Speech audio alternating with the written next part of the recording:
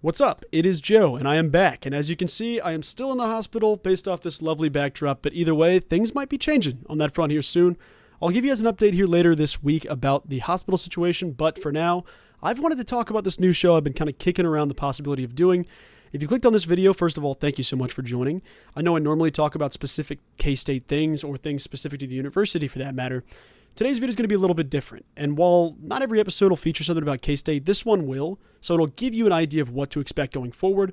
But in this video, I've been kind of tossed around this idea of doing a reoccurring weekly show called Who Lost the Locker Room? You know, people who just had a quote or a saying or some type of thing they did this week where it's like, all right, everybody needs to pump the brakes and say a quick pause for everybody in the back. That's kind of what I've been talking about doing. And we've got 4 examples of that today. It's kind of going to be my own Shaqtin' a Fool, so to speak, if that's the idea. If this is horrible, then I probably won't continue it, but I feel like it's going to be enjoyable and just some exciting content to look forward to each week that's not super serious. It's not just specifically football. It's things where you're like, all right, buddy, he's not spitting there. He doesn't know what he's doing. Guy's on the wrong side of the tracks there. We got to talk about what's going on with, this program, this team, coaches, players, fans, whatever it be. We've got people to talk about each week. So that's kind of my quick synopsis of what's going to happen on Who Lost the Locker Room. So this week, it is week 2 of the college football season, going into week 3. I guess week 2 is kind of wrapped up and already hit the books. If you're watching this, it is Wednesday, heading into week 3. And if you looked at the thumbnail, you saw a couple of guys who I believe lost the locker room today. Lost the locker room this weekend with different things they did.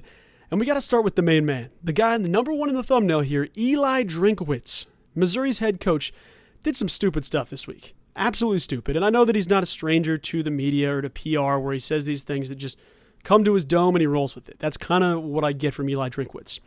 This is a couple of days removed, maybe a week or 2 removed from the quote about how when his 13-year-old daughters turn 18, he's going to hook them up with Brady Cook.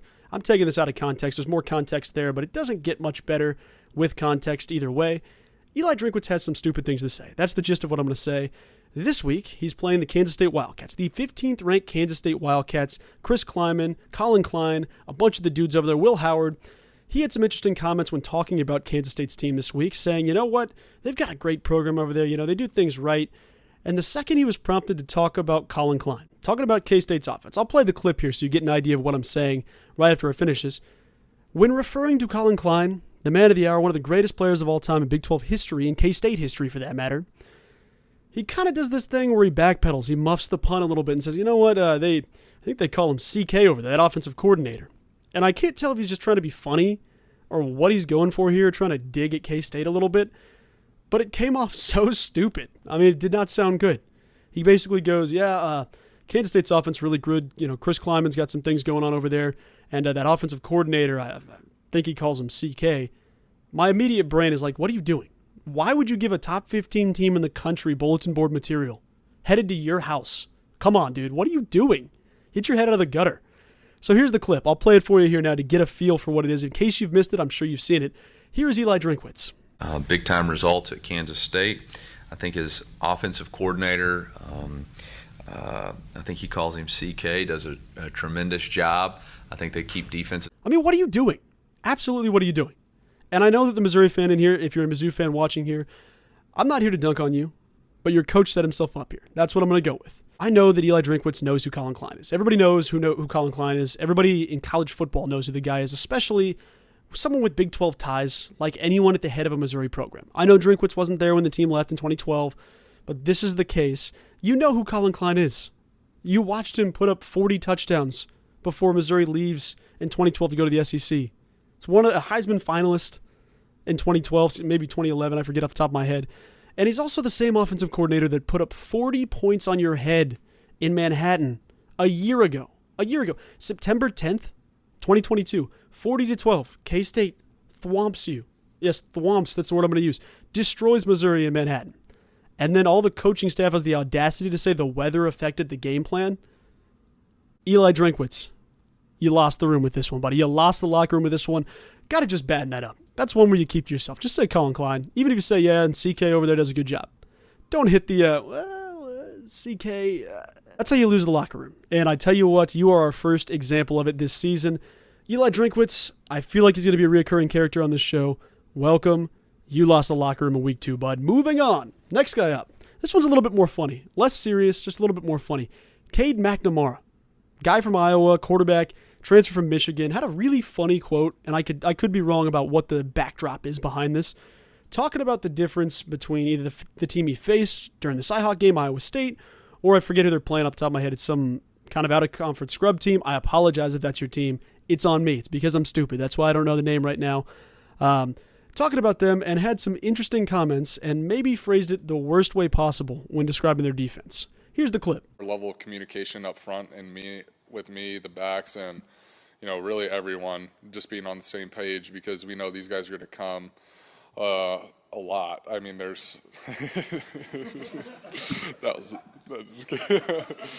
but I mean, we have to be on key with our hots. We got to be on key with our protection. So, damn it, I was not expecting that. But Cade, my guy, wow. Hey, you know what? That's just a funny situation to be a part of, man. I don't even really have a reaction to that. Cade, you lost the locker room on that one, pal. You are our segment of this show either way. It wasn't anything bad. Nobody's going to actually come for you about this. I'm about to set myself up by doing the exact same thing. Nobody's going to be upset that McNamara said this stuff. It's just a funny thing, but man, that clip I saw had to be an honorable mention. You lost the locker room this week, pal. Moving on to number 3, Tyler Shough, Texas Tech quarterback. I like Texas Tech. I hate doing this to Texas Tech, but you did it to yourself. 30 seconds left in the ballgame. And it's not because of what he did. It's not because he's a bad quarterback or anything crazy.